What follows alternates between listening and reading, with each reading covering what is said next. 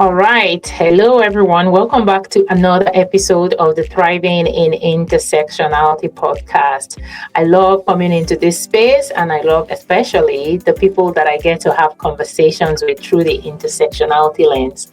As always, before we dive in with my guests for today, before I introduce Shannon, I'm going to uh, share a little bit about our word intersectionality. The podcast is called Thriving in Intersectionality. And so I think it's only fair that you get to hear about our word a little bit, just in case this is the very first episode you're listening to. But Thriving in Intersectionality is a space that's curated as a conversational space where we get to look at that lens, leadership lens, really. We explore how identity, lived experience, and leadership intersect. And so I look at it through the layers of experience, of identity that my guests bring into the conversation and into the work they do. So through thoughtful conversations with executives, founders, change makers, we explore how they navigate the complexity of the world of their work and lead with impact across diverse environments.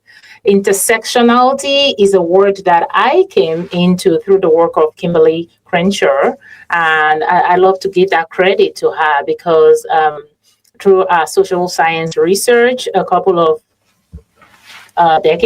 years ago, she explored the intersections of gender and race, exploring the experiences of Black women. And so there have been a couple of other research work that has happened after that. She coined that term. But I love how she describes it as a framework because it really is a framework. It really is a lens. And it's also why a lot of researchers have looked at different identity intersections. We've had people look at culture and race, culture and gender, just different lens. So she describes intersectionality as a framework that recognizes how multiple aspects of identity, such as gender and a lot of other layers, how they interact and intersect, creating privilege or barrier or strength, right, that really help us show up fully in the spaces that we're in. I love to include gender, career transitions, personal experiences, leadership roles, family dynamics, lived experience. The number of guests that I have, I've found out that when I ask people that question about that word, the lens that has shaped us looks very different, regardless of some of the similarities that we have. So thank you so much for joining me here today, Shannon.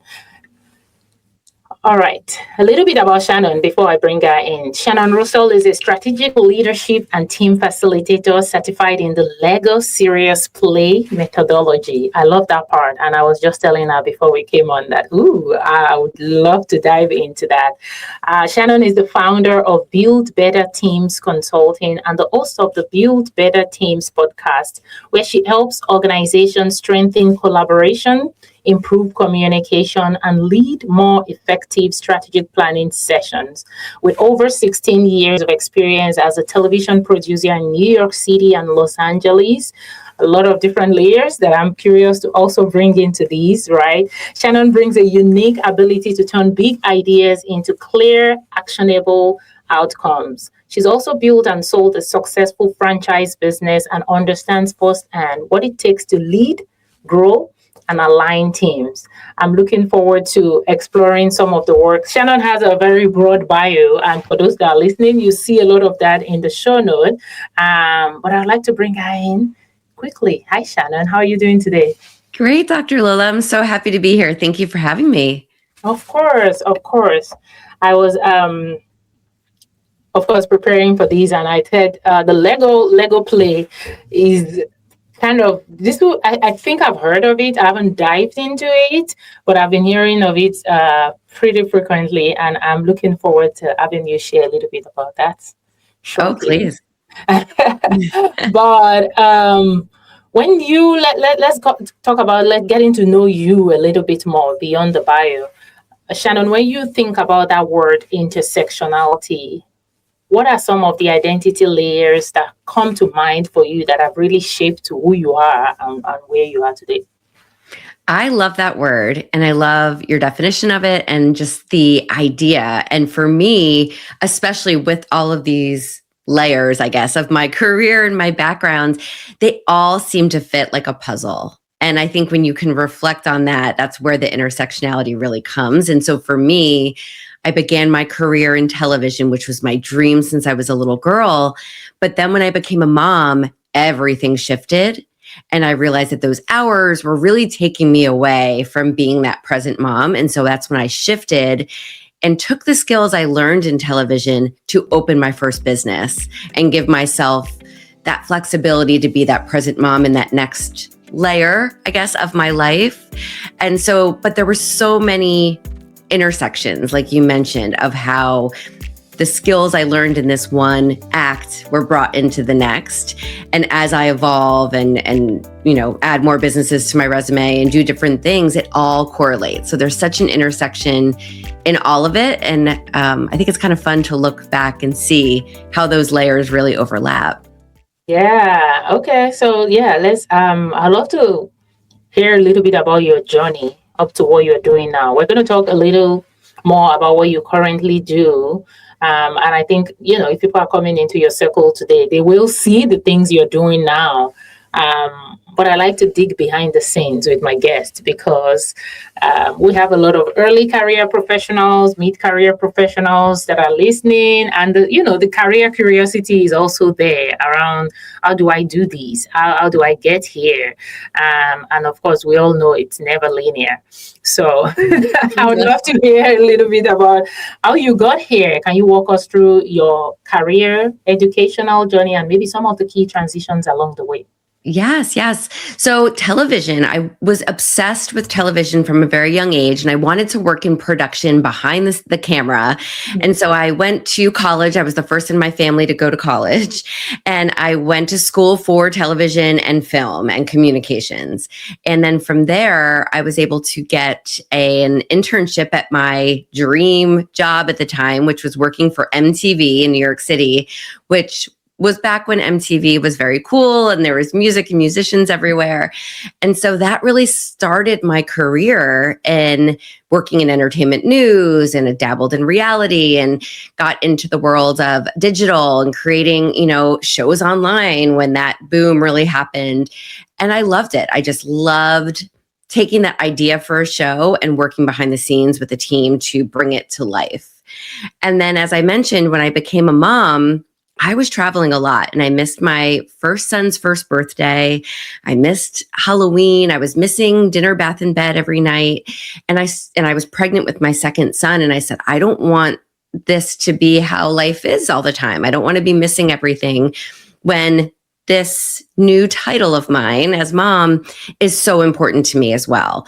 And so I started thinking about how I could use the skills that I had in production after 16 years and how I could use those to do something else. And I had about a year where I really threw things at the wall, and I was trying, the 9-to-5 local job. I was going back to school for a master's and thinking maybe I would teach. That would be flexible. I was really just dabbling, and I realized I needed to just start a business of my own.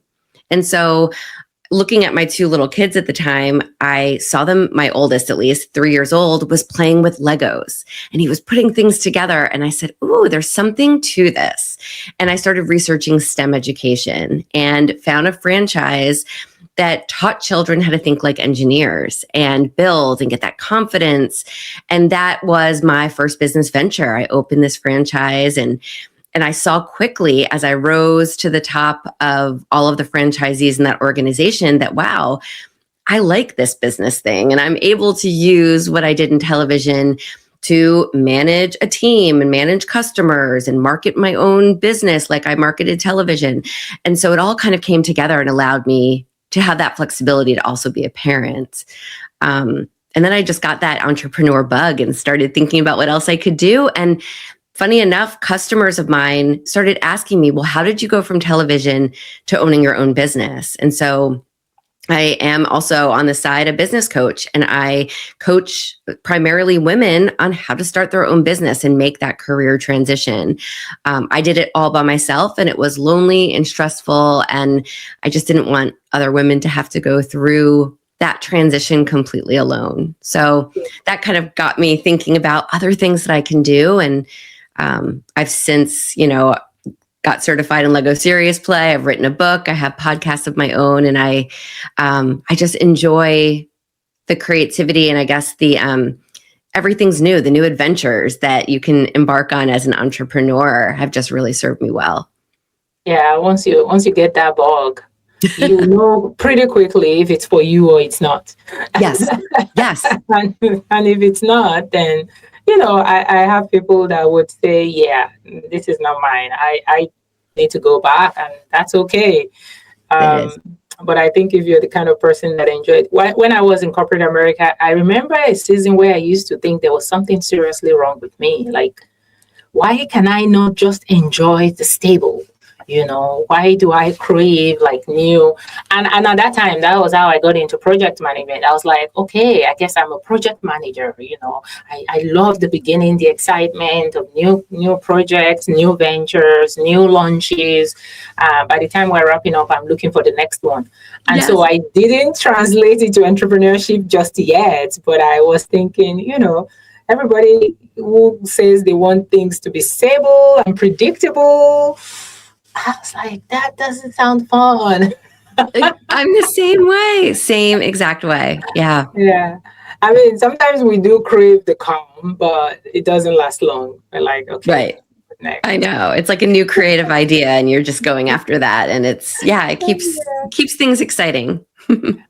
Yeah. Okay. So tell us a little bit about the Lego play side, because I think what is the Lego Serious Play certified person do? Yeah. So when I owned my STEM education business, we taught children with Lego, and then the CEO of the company told me about this Lego Serious Play and how you use that with adults. And it's this methodology that was developed by the Lego group many years ago. And you teach adults how to think differently and team build and strategic plan through building with Lego. And I was like, wow, I'm in. So I just got my certification and started working with companies, small nonprofits to large corporate hospitals and pharmaceutical firms and everything in between, to take an issue that they might be having, and instead of discussing it through a boring meeting where a couple of people are dominant in the conversation and other people stay quiet, in this method, everyone gets the same Lego bricks and they get a prompt or direction from me of, maybe build how you see yourself within this organization. And so now they're all given the same amount of time to build using the bricks that they have. And then each person, shares. They all present what they built and everyone is listening. So there's 100% participation, and everyone is not only hearing what you're saying, they're seeing it visually 3D in your hands or on the table. And that's where I think we can move further along in conversations, because you're hearing someone and you're seeing them. And it's almost therapeutic for those quieter, more introverted team members to be able to be forced really to build and present, but other people are hearing their ideas sometimes for the first time. Yeah. So it's a very cool, creative methodology. And I think it, especially now with AI and technology and screens, to get back to that human to human connection and use your imagination to build, it's very important, I think, now more than ever. Yeah, I think that's pretty fascinating. And I was just telling someone that all of the conferences that I've been to this year, of course, there's multiple AI tracks. Oh, yes. At every conference. And I always try to attend one or two that really is being facilitated through the lens of, like, at an aging conference, for example, there was a session that was being facilitated around how older adults are using AI in their day-to-day and how to protect themselves in the age of AI, and a lot of tools. So whenever I go to a niched conference, I love seeing how AI, listening into sessions where AI? How is it being discussed in this space? But I think one of the things I came back and I was talking to another AI specialist about is how much this AI age is actually making us realize human connection is important Yes. more. Yeah. Because that was the through line that I keep finding. There is everybody, oh, nothing can replace human connection. Oh, AI is doing this. AI is pretty cool. But yeah, we all come back to I love chatting with people and sitting next to this person and discussing what we learned. And so I think as long as we keep doing that, we keep remembering that the human connection piece, we're not doing away with it, right? Mm-mm. Like tools can help us, but we're not doing away with human connection. So I wanted to ask you about that with the work that you did with that, which continues to be a lens that shapes what you are doing today. What do you think companies are missing about building better teams these days? I think it is relying on the tech too much and relying on Slack or, whatever the app is that they're concentrating on for that communication. And sometimes, most of the time with remote working and companies, I mean, I've worked with companies actually next week, I'm working at an offsite with people who never are in the same room except for once a year. So they're all coming together and we're doing Lego series play and we're really strategically planning their year ahead because they'll all be in the same room. And I think that's becoming very much the norm for a lot of organizations because they're finding their talent all over. But to build a better team, it's getting them together without the distractions of these apps and the AI and everything that they're so used to, and sitting across and having conversations where you can learn more than the obvious from your coworker, from your teammate, and you're learning maybe about their family and what their values are and things that you can't learn necessarily behind a Zoom screen. And that will lead to more respect and more communication when it comes to your day-to-day work. And I think that is what's so important, I think, is to really get to know the person behind the title.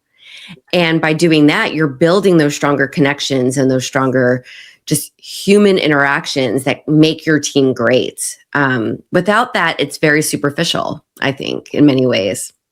Yeah, I love it. And I'm picturing a room full of adults in a professional setting playing with Legos. Yes. my kids love Legos. So Mine too. And so I'm also envisioning I'm a very visual person. So I'm already thinking, man, I gotta find a Lego facilitated session to attend because I know I'm going to enjoy it, especially with the colors, right? Like when I have my spreadsheets, it's never plain old cells. I always color code everything because but I'm also envisioning the hands, like actually having a group of people using their hands to build something. Yes. Of course, engaging their brain, of course, collaborating. How does thinking with your hands, how do you think that facilitates conversations and what impacts does that play in your sessions? Well, it's very similar to when, we journal or we write ideas down. It just helps us get those ideas from our head through our hands out into the world. And there's a statistic where I think it's, you're more 40%, I believe it is, more likely to achieve a goal when you write it down. And so it's similar to when you're thinking with your hands and you're building an idea and you're building it to visually show it with your hands. It's coming out more authentically, more you, than by just saying a perfectly spoken idea or sentence in front of a room of people. And oftentimes you'll see, I've walked into rooms where you get a couple eye rolls because they're not really sure what this activity is. But when they're able to see it and they're able to now look at their teammate in a different way because they understand them for the first time because they're looking at what they created with their hands, there's something so cool about that. And you're really honest. And I mentioned it's a little like therapy earlier because sometimes, you'll see a build, and I wish I had an example for you, but, there might be a little person, a little Lego minifigure who's off to the side. And that team member is showing that they feel a little disconnected from the rest of the group. And that's so truthful and so honest because they place it there with their hands, and now they're sharing that with others. So they're vulnerable in that sense, but everyone else is seeing it and they're truly connecting with it in a different way. And also, sometimes in my longer sessions with Lego Serious Play, we do the individual builds, but then we put our builds together, and there's connector pieces where we can say, okay, Dr. Lola, you felt this way. Well, I feel this way. Let's connect how your idea and my idea can help move the team forward. And so now you're creating this giant model on a table where everything connects, and you're showing I don't want to say hierarchy, but you're showing how all of these team members work together for that end goal. And that is a visual that you can see and take with you. It's not a slideshow that you're watching or a speaker speaking at you. You're visually creating this and seeing it. And I feel like more times than not, there is action taken after that workshop or that conference, because you're visualizing it in a new way, and you're remembering it. Yeah. And as you're talking, what's coming to my mind is I volunteer at my kids at church to watch the little kids, and we have a classroom of 3 to 6 that I was with last Sunday, and we gave them Play-Doh. Yeah. And we said, just make the best snakes. Sounds pretty, initially to me, it sounded like, okay, we don't trust the kids to be creative and make the best snake. You know what? The 4 different groups of kindergarten, first grade kids made something different. Mm-hmm. And it was beautiful to see. We were able to give the most creative snakes. They put patterns, and then this one's made a very thin and long and curved. Was the award for the longest snake. This one's intentionally made theirs thick, and it was like the thickest snake. And then we had a group that just mixed colors on their snake. Oh. And I was like, we didn't give them any instruction except, here's Play-Doh, make snakes. And we actually didn't repeat the instructions, which was something I noticed at the end. I was like, I didn't even know the kids understood the instructions. Make snakes. That sounds like adults will overcomplicate things and will be asking, well, what kind of snake? Well, how do you want the snake to be? Well, what are the dimensions of the snake, right? Yes. What if we just let people express their creativity? We'll learn so much about who they are. Yeah. But we're also going to collaborate in such a better way than we usually see way of work, right? Mm-hmm. Think about policies and technologies and the things we should do instead of just team building and working together. No, that's a great example. It so correlates. That is a perfect example, because you're giving them confidence too, to build a snake and have you or someone else in the class say, wow, I really love that colorful snake, right? It gives the person who created it that confidence too. And then they want to contribute more. Yeah. And initially when they started, I had that urge to say, oh no, you don't do it right. Don't mix the colors. Don't. Yeah. I was like, you know what? They're 5 and 6 year old. Let's see what they come up with. And they all came up with something different. And, they all got to work together. And I was walking away thinking, oh my gosh, I would have stifled all the creativity out of these kids. Yeah, we have that adult mind, right? Yeah.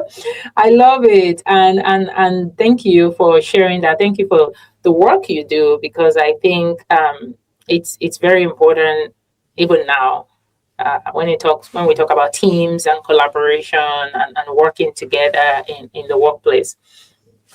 Is there anything else you want to add around Lego Serious Play as a facilitation approach? Because I'm just fascinated by it. Anything else, insights for you, for teams and leaders? Well, it's funny because it can be really for small teams. Like when I'm working for a 3-hour session next week with leaders, like I mentioned, that are coming from all over. So that's one example to really plan out your year using this methodology. And then others can be like an hour or 90-minute session where we have a couple questions, we're building, we're team building. So it's a little bit more fun. But I also have done networking sessions and kind of happy hours where people can go and they can make themselves out of the Legos. So now they're walking around this networking group and they're holding a mini me version of themselves. And it's just that conversation starter that is so cool to see because it's very authentic. And you're saying, well, this is why I chose this hair. And this is who I really am in Lego form. And it's very cool. So there's so many different options that you can do based on what you're hoping to get out of your get together, your workshop or event. So it's fun for, I always say older, all ages, adults, right. But all size groups and all different types of companies. So it's fascinating. It's my favorite thing ever. I love it. Do you want to talk a little bit about what you currently do? Do you still do that, or did you say you have a different business that you have? Yep, I own 2 businesses. So I have Build Better Teams Consulting, where I do my team building, and then I own Second Act Success, where I coach women to transition careers and start their own businesses. Oh, okay. Another lived experience layer showing up there. And so maybe that kind of leads us into my third section, where I like to bring together, when we talk about intersectionality and the things that have shaped you. I mean, your dreams around working in the entertainment, television industry, being a parent, those intersections that you shared are really important to you. And then when you look back on your own journey, how do you think your lived experience, your intersections and layers, how do you think they show up in the work that you do today? Oh gosh, yes, I think they all correlate and they all add to it, because even in television, I take a lot of my experience working, in those groups, in those big meetings of these creatives, mostly, male executives, and trying to speak up as a female and seeing how those meetings were run. And then now, and how I help facilitate meetings for others, I use a lot of that. And then, of course, in running businesses myself, and even in just my career transition, helps me when I coach women on how to create their own businesses. So there's just so many different levels of what I learned in that first career move that I've taken with me. And I think that is true for you, for anyone. We always take our path with us and we just add on. It's kind of like adding on to that lifelong resume. And I think that's so important.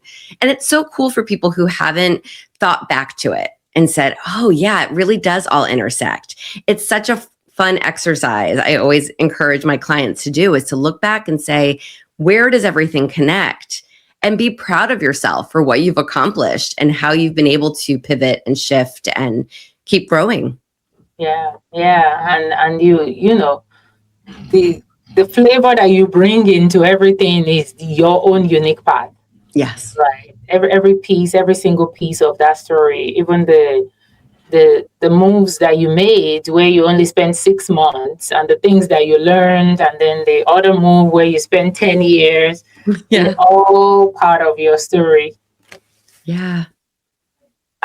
Okay, so let's do, as we kind of wind down, I wanted to ask you specifically advice for different categories of people, just because you have all those layers of people that you're working with.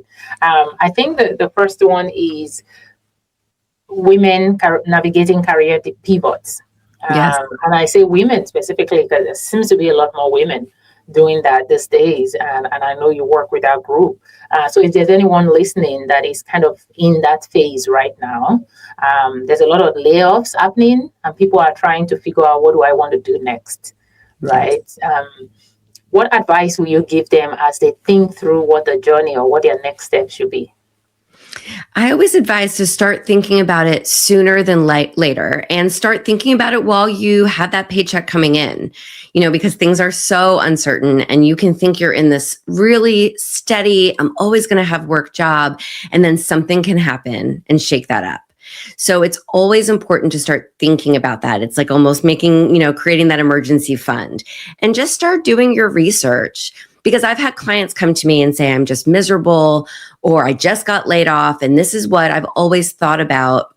And we start doing the research of like, what would it look like to open a salon, as an example. And they start looking into that and they go, oh, I didn't realize that doing that meant I had to do X, Y, and Z. And so they're not interested in that. And then we have to cross that off the list and look for the next thing. So I think for anyone, working or not, you can start researching the ideas that are popping in your head and see, as you learn more about what the day-to-day in that role looks like, you'll either get excited and more confident about it, or you'll say, oh, that's really not for me. Let me think about another option. Right. But by doing that research, you really do start to see what the potential is, and I think that is the best part. And then, of course, the unfun part is thinking about the finances and just, I'm very big on, as much as you might want to leave, unless it's something that is emotionally, mentally not safe for you, if you can start saving and you can start making that plan and start doing little things now to get yourself in a financial space where you're able to officially make that pivot, you'll feel better. So, let's start saving now. Let's start thinking of that plan. And then again, just go back to all of the experience you've had and know that all of that transfers, and that will give you that confidence again to say, you know what? Yeah, if I could do that here in this role, then I can take that over with me and create my own business or start something new over here. Yeah. I know that research is important, because sometimes what you think you understand about a certain role is completely different. And then something you said earlier is start searching before you have to search. Yes. And I think my biggest takeaway this season, because I have I'm talking to people that lost their job and immediately found another one. I've talked to people that have been out of work, and that, relationships really matter. One of the things I see people do is, just because you're not job searching, doesn't mean you shouldn't be building relationships outside of your company. True. Right. And so I see some people that get laid off, and literally, you get locked out. You don't even get to say goodbye to your coworkers. And that's where your biggest network. You didn't have any other community, and now you're trying to figure out, where do I start?